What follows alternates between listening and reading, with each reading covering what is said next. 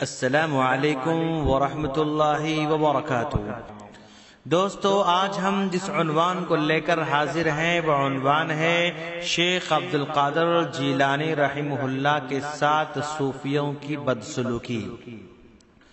اللہ تبارک و تعالی طلب علم کی راہ میں ہر جگہ شیخ عبد القادر جیلانی رحمہ اللہ کی مدد کرتا رہا، حتیٰ کہ انہوں نے صوفیوں کی بدخلقی اور بدتمیزی کو بھی علم سلوک و طریقت حاصل کرنے کی راہ میں برداشت کیا۔ چنانچہ وہ خود بیان کرتے ہیں کہ میں طلب علم میں مشغول رہ کر شیخ حماد الدباس کے پاس حاضر نہ ہو پاتا تھا، اور جب بعد میں آتا تو وہ مجھ سے کہتے، تو یہاں کیا کرنے آیا ہے؟ تو فقیہ ہے اور فقہ کا طالب ہے، انہی فقیہوں کے پاس جا۔ میں ان کی تمام باتیں سنتا اور خاموش رہتا۔ ایک بار سخت سردی کے موسم میں جمعہ کے دن میں کچھ لوگوں کے ساتھ ان کے پاس آیا۔ انہوں نے مجھے دھکا دیا، جس سے میں پانی کے ایک حوض میں گر پڑا۔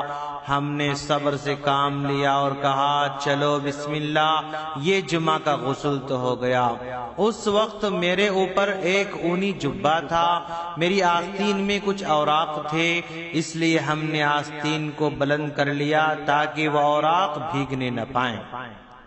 وہ لوگ مجھے چھوڑ کر چلے گئے، میں جبے کو نچوڑ کر پہنا اور ان کے پیچھے ہو لیا۔ اس وقت مجھے سخت سردی محسوس ہو رہی تھی۔ اس طرح شیخ دباس مجھے مارتے اور اذیتیں پہنچاتے رہے۔ کبھی جب میں ان کے پاس آتا تو کہتے، آج بہت زیادہ روٹی اور فالودہ آیا تھا، لوگوں نے کھا لیا اور تمہارے لیے کچھ نہ چھوڑا۔ اس سے ان کا مقصد مجھے تکلیف پہنچانا ہوتا تھا، حتیٰ کہ ان کے شاگرد میرے بارے میں دلیر ہو گئے۔ مجھ سے کہتے کہ تم میرے ساتھ کیا کرنے آتے ہو؟ تم فقیہ ہو، جاؤ فقیہوں کے پاس۔ جب شیخ نے دیکھا کہ ان کے شاگرد مجھے اذیتیں دے رہے ہیں اور تنگ کر رہے ہیں تو میرے بارے میں انہیں غیرت آئی اور کہنے لگے، اے نافرمانو، اسے کیوں تنگ کرتے ہو؟ اللہ کی قسم، تم میں کوئی بھی ایس جیسا نہیں ہے، میں اسے اس لیے تنگ کرتا ہوں تاکہ آزماؤں۔ یہ تو عزم و ہمت کا ایسا پہاڑ نکلا جو اپنی جگہ سے حرکت نہیں کرتا ہے۔ واضح رہے دوستو کہ صوفیوں کا یہ طریقہ تعامل اور بد کلامی نبی کریم صلی اللہ علیہ وسلم کے اسوے کے اکثر خلاف ہے۔ آپ صلی اللہ علیہ وسلم طالب علم کے لیے آنے والوں سے بہت ہی نرمی سے پیش آتے اور صحابہ کرام کو وصیت فرماتے کہ طالب علموں کے ساتھ حسن اخلاق سے پیش آنا۔ چنانچہ حضرت ابو سعید خدری رضی اللہ تعالی عنہ کہتے ہیں، جب کسی طالب علم کو دیکھتے تو وہ فرماتے، مرحبا بوصیت رسول اللہ صلی اللہ علیہ وسلم کان یوصینا بکم۔ اے اللہ کے رسول کے وصیت تمہیں خوش آمدید ہو، اللہ کے رسول صلی اللہ علیہ وسلم نے تم لوگوں کے بارے میں ہمیں خصوصی وصیت فرمائی ہے۔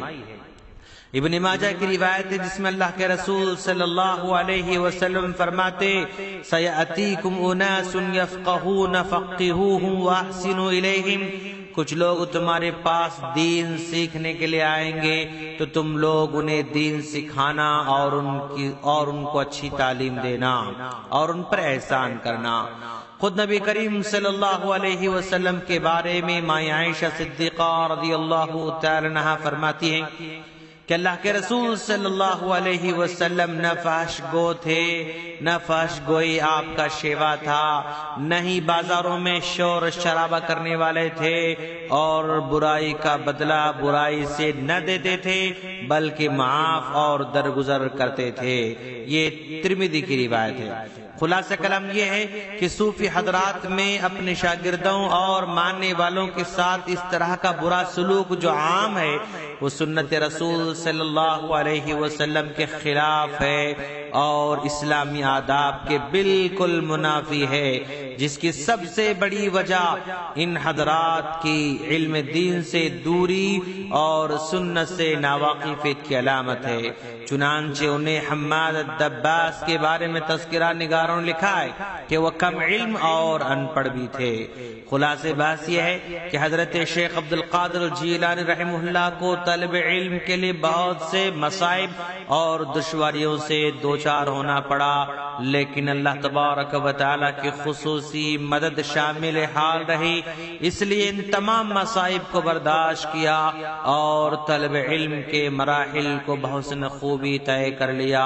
تذکرہ نگار لکھتے ہیں کہ آپ تقریباً 30 یا 35 سال تک طلب علم میں لگے رہے۔ دوستو سلسلہ جاری ہے، ہماری اگلی کلپ کا انتظار کریں۔ السلام علیکم ورحمۃ اللہ وبرکاتہ۔